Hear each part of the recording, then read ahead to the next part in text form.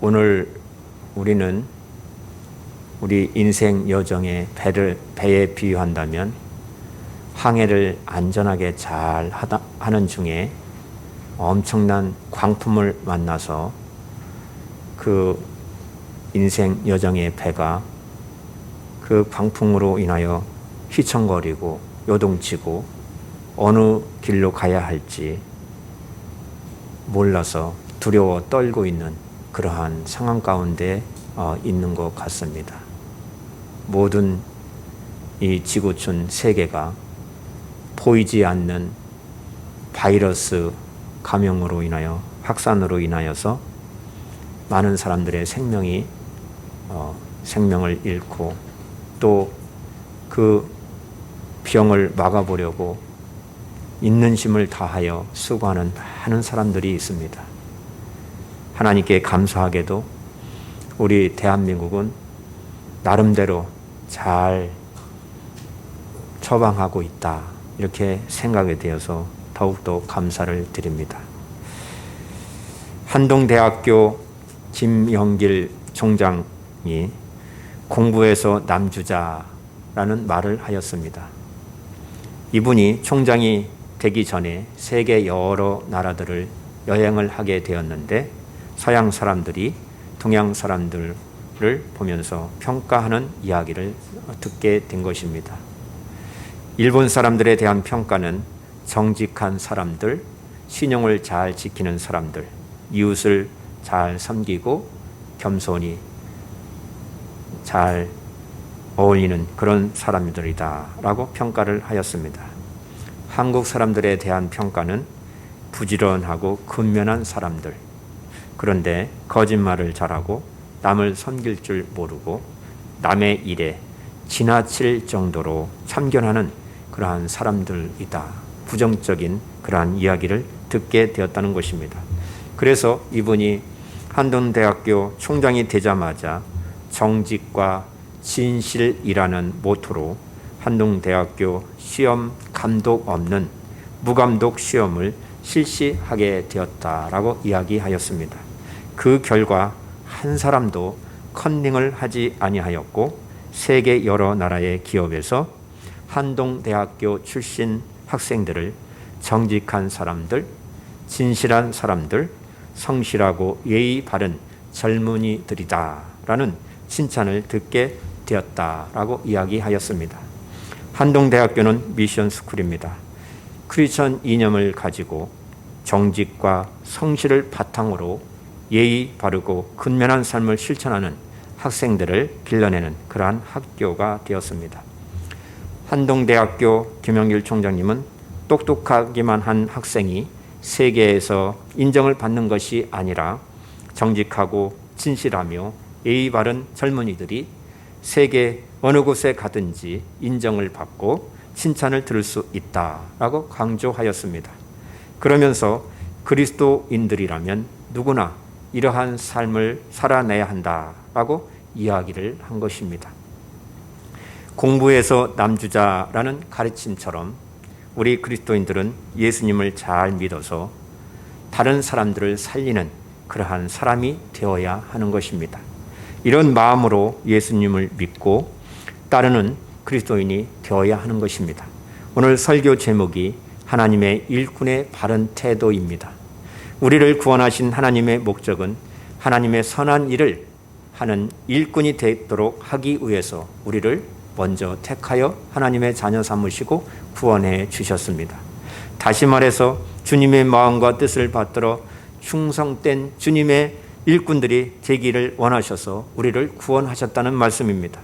만약 누군가가 죽음에서 나를 살려준 사실이 있다면 나를 살려준 그 사람을 위하여서 평생 감사하며 섬기면서 늘 고마움을 표시할 것입니다. 정직하고 진실한 하나님의 사람들이 되어 주님처럼 한 영혼을 사랑하고 섬기는 저와 여러분이 바로 하나님의 선한 일꾼입니다.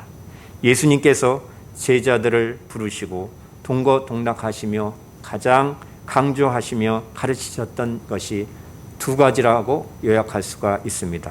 하나는 하나님 나라요, 다른 하나는 믿음입니다. 믿음은 다차원적인 의미를 가지고 있습니다. 우리가 믿음을 가지고 있다는 것은 먼저 예수님이 하나님의 아들임을 믿는 것입니다. 예수님께서 그리스도이십니다. 메시아임을 믿는 것입니다. 예수님이 나를 구원해 주신 것을 전적으로 신뢰하는 믿음이 진짜 믿음인 것입니다. 그리고 우리의 믿음은 예수님과 함께하는 신앙의 여정인데, 어려운 상황 속에서도 흔들리지 아니하고 안정성을 가지고 있다는 그 믿음, 결국 이 믿음이 하나님 나라를 시작하게 하고 진행하게 하고 완성하게 하신다는 사실입니다. 어떠한 상황이 있다 할지라도 주님을 바라보며 하나님 앞에 예배하는 바른 자세가 중요한 것입니다. 코로나19 감염병으로 인하여서 예기치 않는 환난의 때 전적으로 내 인생의 배가 어떠한 광풍을 만난다 할지라도 허둥대지 아니하고 염려하지 않고 두려워하지 않고 주님을 바라보면서 이 상황이 왜 되었는지를 깊이 말씀 가운데 묵상하고 주님을 의지하며 이 보이지 않는 바이러스를 멸하여 주시옵소서. 우리의 잘못을 하나님 앞에 다 내어놓고 기도하는 자세가 필요한 것입니다. 주님과 함께하는 여정은 온전히 안전하다라는 믿음의 확신 가운데 이 난관을 지혜롭게 잘 헤쳐나가는 믿음의 사람들이 다 되시기를 주님의 이름으로 축복합니다.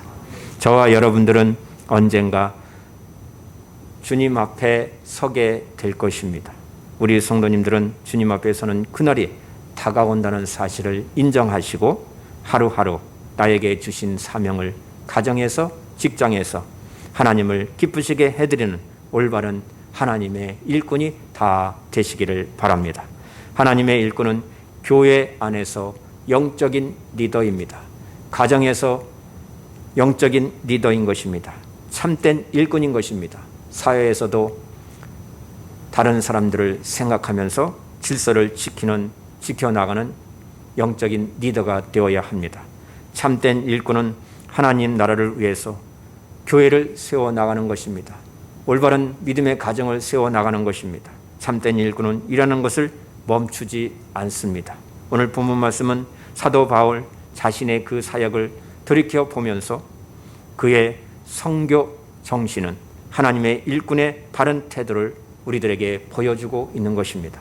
바울이 로마서를 쓴 이유가 무엇입니까? 본문 14절과 15절 말씀을 함께 읽겠습니다. 시작. 내 형제들아, 너희가 스스로 선함이 가득하고 모든 지식이 차서 능히 서로 권하는 자임을 나도 확신하노라. 그러나 내가 너희로 다시 생각나게 하려고 하나님께서 내게 주신 은혜로 말미암아 더욱 담대히 대량 너희에게 썼노니 라고 말씀하고 있습니다. 여기서 사도는 내 형제들아 하고 다정하게 부르고 있습니다. 세 가지를 말씀하고 있지요. 첫 번째는 너희가 선함이 가득하고, 두 번째는 모든 지식이 차서, 세 번째는 능히 서로 권하는 자라고 확신하고 있다는 것입니다. 이는 당시 로마 교회 성도들의 신앙의 성숙도를 말씀하고 있는 것입니다. 바울은 로마 교회에 속한 소식을 들었습니다. 그래서 그들에게 편지를 써서 보내게 된 것입니다.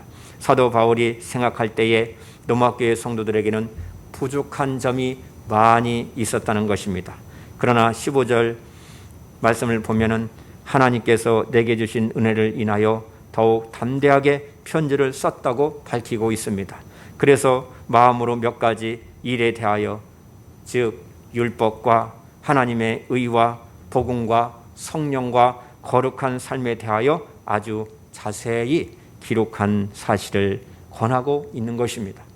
바울은 로마서라는 편지를 읽고 로마 교회 성도들이 복음의 은혜를 다시 생각하기를 간절히 바라고 있습니다. 그래서 그 은혜 안에서 변화를 받기를 원하고 있습니다. 그리고 서로 사랑하게 되길 간절히 원하고 있는 것입니다. 어떻게 하면 서로 권하는 일을 믿음으로 잘 할 수 있을까요? 선함이 가득하고 모든 지식이 있어야 한다고 말씀하고 있습니다. 선함이 가득함이란 선한 행실로 본을 보여주는 것입니다. 오늘 아침에 서구청 보건 담당자가 와서 교회에 되어진 일들을 한 가지 한 가지 다 기록하는 모습을 보았습니다. 그분이 하는 이야기가 저도 옛날에 교회를 잘 다녔습니다. 그런데 어떻게 하다 보니 교회하고 멀리 생활하게 되었다라고 이야기하였습니다. 업무 관계 때문에 자세하게 이야기는 못했지만 그래도 하나님의 말씀을 이야기를 하고 싶은 마음이 있어서 저에게 2분만 시간을 주십시오 하고 되어진 일들을 생각을 하면서 이야기를 나눴습니다. 교회들을 이렇게 방문을 하면서 목사님들이 잘 협조해 주셔서 고맙다라는 인사도 잊지 않았습니다. 그런데 몇몇 교회에서는 불쾌하게 대하고 있다, 그런 이야기도 하는 것을 듣게 되었습니다. 우리는 교회는 하나님께서 세우신 기관입니다. 가정도 마찬가지요. 이 세상을 새롭게 변화시키기 위하여 교회를 하나님께서 세워주신 것입니다. 그래서 교회는 사회적 책임이 있는 것입니다. 믿지 않는 불신자들을 그들을 구원받게 하기 위하여서 먼저 우리를 택하여 주시고 교회로 세워주셨다는 사실을 우리는 기억하고 오늘 말씀을 생각해야 합니다. 선함이 가득하고 모든 지식이 있어야 한다고 했습니다. 선함이 가득하면 선한 행실로 본을 보여주어야 합니다. 교회가 어려울수록 앞장서서 본을 보여야 줍니다. 질서를 잘 지켜야 됩니다. 당국의 그 계획을 잘 따르고 힘들더라도 그 질서를 따라서 속히 코로나19 이 감염병이 해결될 수 있도록 2주 동안 거리 두기 운동도 하고 철저히 위생관리도 하고 해야만 경제를 살릴 수가 있는 것입니다. 얼마나 많은 사람들이 고통하고 있겠습니까? 하루 종일 가게를 열어놓고 있는데 손님 한 사람 없습니다. 그렇다면 그동안에도 힘들어서 어려움을 많이 겪었는데 이러한 상황 가운데 얼마나 많은 사람들이 고통하고 있을까요? 우리는 그러한 부분들을 깊이 생각하고 기도해야 하는 것입니다. 성경을 읽고 묵상하는 일을 통하여서 성령님께서 오늘 우리들에게 주시는 말씀을 기대해야 하는 것입니다. 하나님 말씀이 우리의 마음을 새롭게 해주시기를 기대해야 합니다. 하나님의 말씀의 능력이 우리의 생각을, 우리의 행동을, 우리의 모든 것을 변화시켜 주실 것을 기대해야 하는 것입니다. 바울은요, 무엇을 자랑하고 있습니까? 16절부터 19절을 보시면 바울에게 주신 은혜, 곧 맡겨주신 사명은 이방인을 위하여 그리스도의 일꾼이 되게 하셨다라고 밝히고 있습니다. 본문 16절을 보세요. 이 은혜 곧 나로 이방인을 위하여 그리스도 예수의 일꾼이 되어 하나님의 복음의 제사장 직분을 하게 하사 이방인을 제물로 드리는 것이 성령 안에서 거룩하게 되어 받으실 만하게 하려 하심이라 라고 말씀하고 있습니다. 바울 자신이 이방인을 위한 그리스도 예수의 일꾼이 된 것이 바로 하나님의 은혜라고 말씀하고 있습니다. 사울이었을 때 그는 이방인을 배척하였습니다. 그리스도인들을 핍박하였습니다. 스데반을 순교하게 했던 바리새인 중 바리새인이었습니다. 그런데 그가 예수님을 만나 새 사람이 되었습니다. 그가 예수님을 전하는 사람이 된 것은 놀라운 하나님의 은혜입니다. 바울을 통해 하나님을 전혀 몰랐던 이방인들이 예수님 안에서 하나님의 자녀가 된 것은 엄청난 은혜인 것입니다. 그 은혜로 말미암아 이방인들이 저와 여러분들도 그리스도인이 되었고 거룩한 삶을 살게 되었음을 기억하고 감사해야 하는 것입니다. 바울은 이것을 자랑하라고 하였습니다. 그리스도께서 나 자신을 사용하여 주신 것, 나 자신을 통하여서 많은 영혼들을 살리게 하신 것, 이것은 우리의 자랑이라고 말씀하고 있습니다. 이것이 하나님의 은혜요 주 예수님의 사랑이요 우리를 사용하여 주심으로 한 영혼이라도 돌아오게 하시는 하나님의 놀라운 계획이고 하나님의 사랑이고, 그래서 교회가 필요함을 말씀하고 있는 것입니다. 구약시대에 선민 이스라엘을 제사장 나라 삼으셨습니다. 하나님께서는 이스라엘을 통하여서 천하 만민이 구원에 이르게 하시려는 계획을 갖고 계셨던 것입니다. 그런데 신약시대에는 구원받은 우리 그리스도인들을 가리켜서 베드로전서 2장 9절에 너희는 택하신 족속이요 왕같은 제사장들이요 거룩한 나라요 그의 소유가 된 백성이니 이는 너희를 어두운 데서 불러내어 그의 귀한 빛이 들어가게 하신 이의 아름다운 덕을 선포하게 하려 하심이라고 말씀하고 있는 것입니다. 제사장이란 드릴 제물이 반드시 있어야 합니다. 사도는 이방인을 제물로 드리는 것이 성령 안에서 거룩하게 되어 받으실 만하게 하려 하심이라고 말씀하고 있습니다. 16절 하반절 말씀을 보세요. 그리고 로마서 12장 1절 말씀을 보면 너희 몸을 하나님이 기뻐하시는 거룩한 산 제물로 드리라. 이는 너희가 드릴 영적 예배니라 라고 말씀하고 있습니다. 이것이 제사장 직무입니다. 복음을 전파하여서 구원 얻은 자들을 하나님께 드리는 제물이라고 말씀하고 있는 것입니다. 그래서 사도 바울은 그리스도 예수의 일꾼이요 자신이 전한 복음은 하나님의 복음이라고 말씀하고 있습니다. 자신의 사역은 성령 안에서 행하여졌다고 강조하고 있는 것입니다. 우리 모두는 왕같은 제사장 직분을 받았습니다. 이 직분은 영광스러운 직분입니다. 이 직분에 대하여서 자랑을 해야 되고 긍지를 가지고 우리에게 맡겨주신 직분을 잘 믿음으로 감당해야 합니다. 본문 18절 말씀을 보십시오. 그리스도께서 이방인들을 순종하게 하기 위하여 나를 통하여 역사하신 것 외에는 내가 감히 말하지 아니하노라. 그 일은 말과 행위로 라고 말씀하고 있습니다. 복음을 말을 통하여서 전파되는 것입니다. 우리 성도들의 삶을 통하여서 복음이 증거되는 것입니다. 그리고 표적과 기사의 능력으로 역사하신다고 말씀하고 있습니다. 여기서 말하는 표적이란 사도행전 13장 말씀을 보게 되면 바울과 바나바가 총독 서기오에게 전도할 때에 이를 대적하였던 박수 엘루마가 즉시 시각 장애인이 된 것을 말하는 사건을 이야기하고 있습니다. 이것이 표적이 되어서 서기오는 예수님을 영접하게 되었고 주님을 믿게 되었던 것입니다. 그리고 기사와 능력이란 바울이 빌립보 감옥에 있을 때에 옥문이 열리고 쇠사슬 결박이 다 풀려진 사건을 이야기하고 있는 것입니다. 이로 인하여서 간수장 가정이 구원을 얻었다는 사실을 말씀하고 있습니다. 이로 인하여 이 모든 것은 성령의 역사로 된 것입니다. 복음 전도는 한 영혼을 구원하기 위한 것입니다. 전적으로 성령님의 사역으로 역사로 이루어지는 것입니다. 그렇기 때문에 우리는 무엇을 하든지 어느 곳에 있든지 복음을 증거할 수 있어야 합니다. 성령의 궁극적인 능력은 표적과 기사만이 아니라 믿는 자를 구원하시는 복음의 능력에 있는 것입니다. 허물과 죄로 영원히 죽을 수밖에 없는 그 한 사람을 하나님의 사람으로 소생시키는 것이 중생의 역사이요 새 사람이 되게 하시는 하나님의 놀라운 계획이요 이것이 곧 은혜인 것입니다.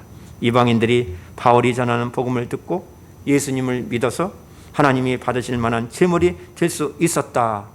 이것을 성령의 역사라고 말씀하고 있는 것입니다. 그래서 사도는 19절에서 말씀합니다.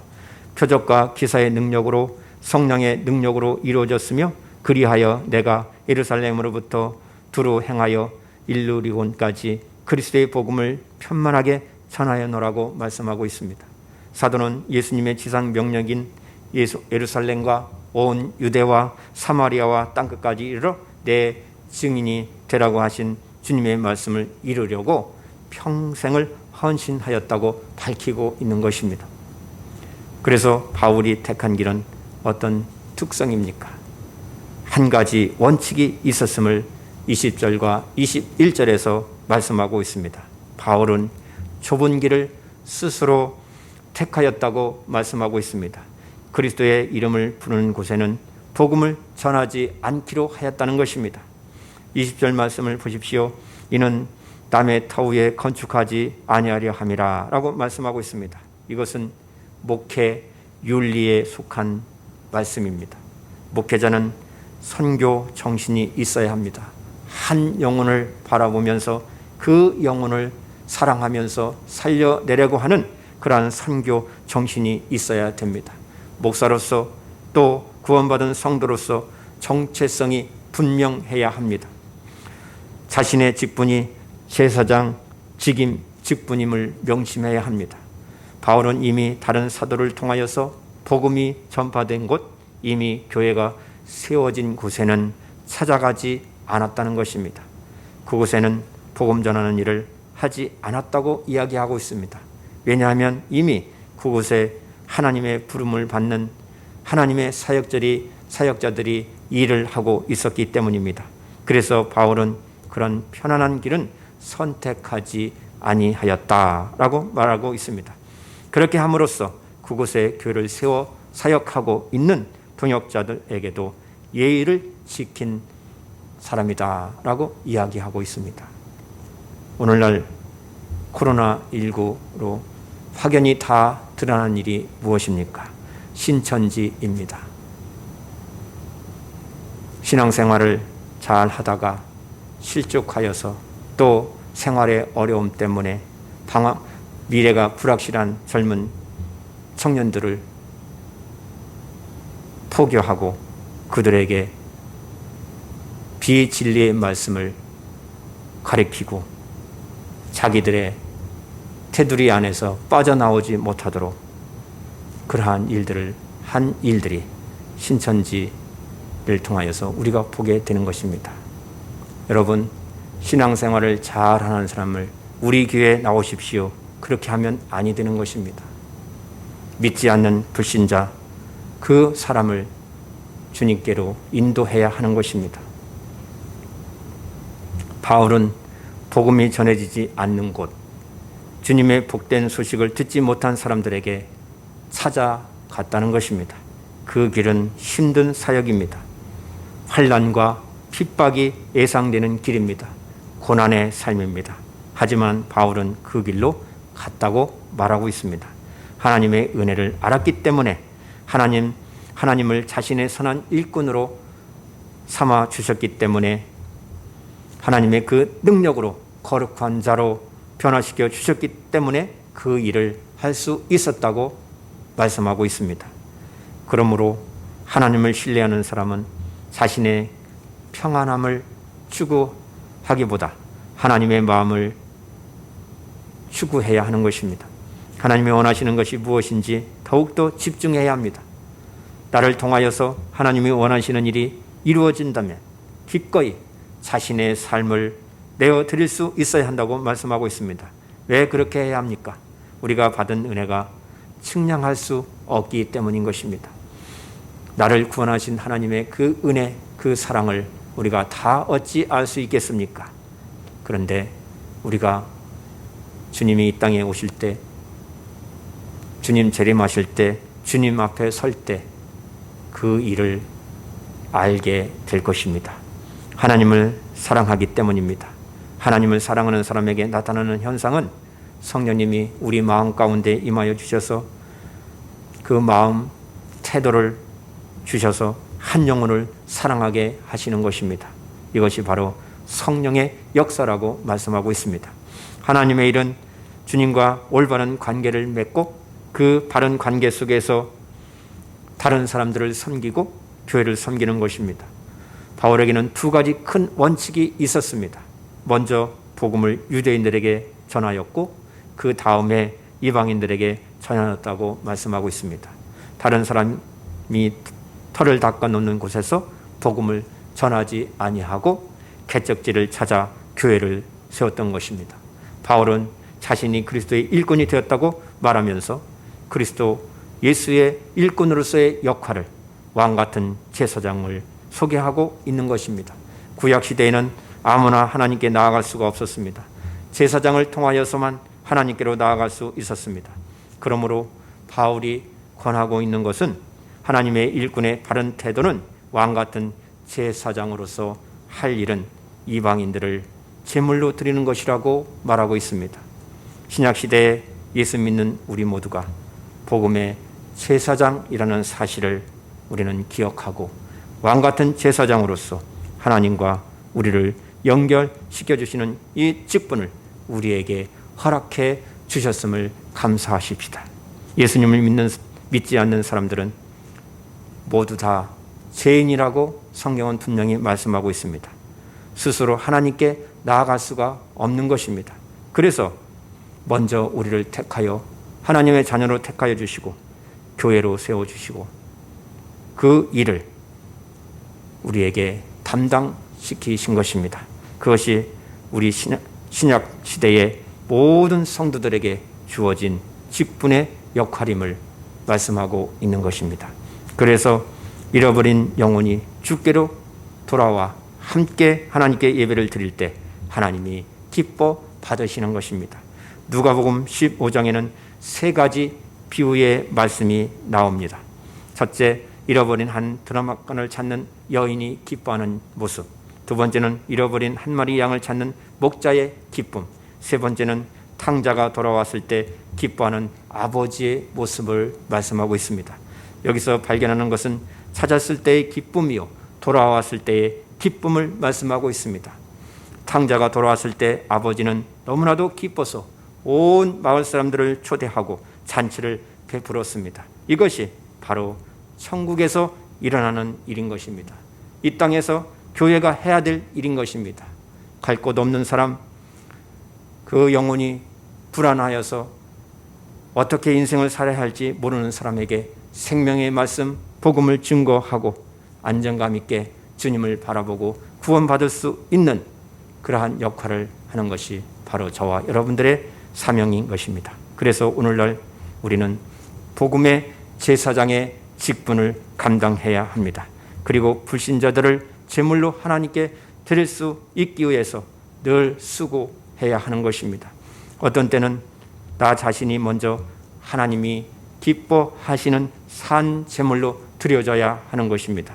다른 영혼들을 구원하는 일들이 날마다 나타나야 합니다. 오늘날 우리가 구원을 얻었다면 그 구원의 감격과 경험은 나에게서 끝날 것이 아니라 계속해서 많은 사람들에게 복음을 증거하고 더 많은 사람들이 구원을 얻을 수 있도록 우리에게 맡겨주신 사명을 충성 있게 감당해야 하는 것입니다. 오늘 우리 모두는 새로운 직분을 받았습니다. 새로운 직무를 얻었습니다. 복음의 제사장의 직분인 것입니다. 복음의 제사장은 제물을 하나님께 올려드려야만 합니다. 오늘 우리의 삶을 통하여서 더 많은 제물을 하나님 앞에 올려드리는 교회, 저와 여러분이 되시기를 바랍니다. 사랑하는 성도 여러분, 우리 신앙의 출발도 하나님의 은혜입니다. 하나님의 은혜를 먼저 깨달아야 합니다. 우리는 하나님을 위해서 무엇을 하려고 할 때가 얼마나 많습니까? 그러나 하나님이 나에게 행하신 일이 무엇인지 먼저 깨닫는 것이 중요합니다. 그 다음에 하나님이 나를 선한 일꾼으로 부르신다는 사실을 알게 되는 것입니다. 하나님의 부르심에 순종하기 위해서 우리는 끊임없이 하나님의 말씀을 가까이 하고 하나님의 말씀을 철저히 배워야 되고 하나님의 말씀을 가르쳐야 합니다. 여러분, 이단들을 보십시오. 이 앞에서 여호와 증인들의 모습을 보십시오. 그들은 철두철미하게 하나님의 말씀을 배웁니다. 배우기에 앞장섭니다. 그런데 우리의 모습은 어떻습니까? 성경 공부, 성경 말씀 배웁시다. 그러면 벌써 얼굴 모습부터 힘들어하는 것을 보게 됩니다. 이제 우리의 생각이, 우리의 마음이, 우리의 행동이 달라져야 합니다. 이단들을 욕할 것이 아니라 우리가 먼저 달라지고 변화되어서 하나님의 말씀을 철저히 배우고 가르쳐야 하는 것입니다. 왜냐하면 죽어가는 생명을 살리는 복음의 사명을 우리가 받았기 때문이고 우리가 그 사명을 감당해야 하기 때문인 것입니다. 사도는 복음의 사명을 위해 자신을 들여 헌신하였다고 분명히 밝히고 있습니다. 우리의 1차적인 관심은 우리 교회가 얼마나 크냐가 문제가 아니라 우리 주변에 아직도 복음을 듣지 못하여서 죽어가는 심령들이 너무나도 많다는 것입니다. 우리는 교회 안에서 만족하고 있으면 아니 됩니다. 모든 관심이 믿지 않는 사람들에게 있어야 하는 것입니다. 우리가 구원을 받은 자라면 우리 모두는 그리스도 예수의 일꾼이요 동시에 하나님의 복음의 제사장 직분을 받았음을 기억하고 이 사명을 더욱더 믿음으로 감당하는 저와 여러분 되시기를 바랍니다. 예수님의 일꾼은 예수님을 위해서 삽니다. 예수님을 증거하며 살아야 합니다. 그 직분을 받은 자로서 제물을 하나님 앞에 올려드리는 복음의 제사장이 되어야 합니다. 우리 삶에 하나님이 기뻐하시는 일은 제물을 올려드리는 놀라운 사역입니다. 예수 그리스도의 일꾼으로서 그 특권과 사명을 잊지 말고 하나님이 기뻐하시는 제물을 올려드려 한 영혼이 구원받는 놀라운 은혜가 있기를 간절히 바랍니다. 코로나19 감염병이 전 세계로 확산되어 우리의 삶의 토대가 흔들리는 것 같은 그러한 상황 가운데 있습니다. 앞으로가 더 중요합니다. 경제적인 문제가 몰려올 것입니다. 내 앞에 와 계신 예수님을 볼 수 있어야 됩니다. 코로나19 감염병 이 사태가 어떠한 상황 가운데 있다 할지라도 나는 흔들리지 아니하고 예수님을 바라볼 수 있는 훈련을 우리에게 요청하고 있음을 저는 생각하게 되었습니다. 코로나19 같은 예기치 않는 이 환난의 때에 내 인생의 배가 광풍을 만났다 할지라도 예수님을 신뢰하는 그 믿음과 하나님의 일꾼의 바른 태도를 가지고 주님께서 온전히 안전하게 해 주실 것을 믿음으로 확신하고 이 난관을 믿음으로 헤쳐나가는 믿음의 용사들이 다 되시기를 주님의 이름으로 소망합니다. 기도드립니다. 사랑의 하나님, 우리에게 말씀을 배우고 가르칠 수 있는 가정을 주시고 교회를 주신 것을 감사합니다. 하나님의 능력 안에서 성령의 역사하심으로 저희들을 지혜롭게 하여 주시고 능력 있게 하여 주셔서 진리의 말씀, 영생의 말씀을 배우고 가르쳐서 복음을 증거하고 생명을 살리는 교회, 제사장 직분을 믿음으로 잘 감당하게 하옵소서. 하나님의 일꾼의 바른 태도를 가지고 복음을 전하여서 생명을 살리는 교회가 되게 하옵소서. 하나님, 코로나19 바이러스가 지구촌에 확산되고 있습니다. 하나님, 모든 사람들이 주님을 바라보게 하시고 이 보이지 않는 바이러스를 하나님 멸하여 주시옵소서. 안정되게 하여 주시옵소서. 온전한 예배를 하나님께 드릴 수 있는 모든 환경을 만들어 주실 줄 믿사옵고 예수님의 이름으로 기도드리옵나이다. 아멘.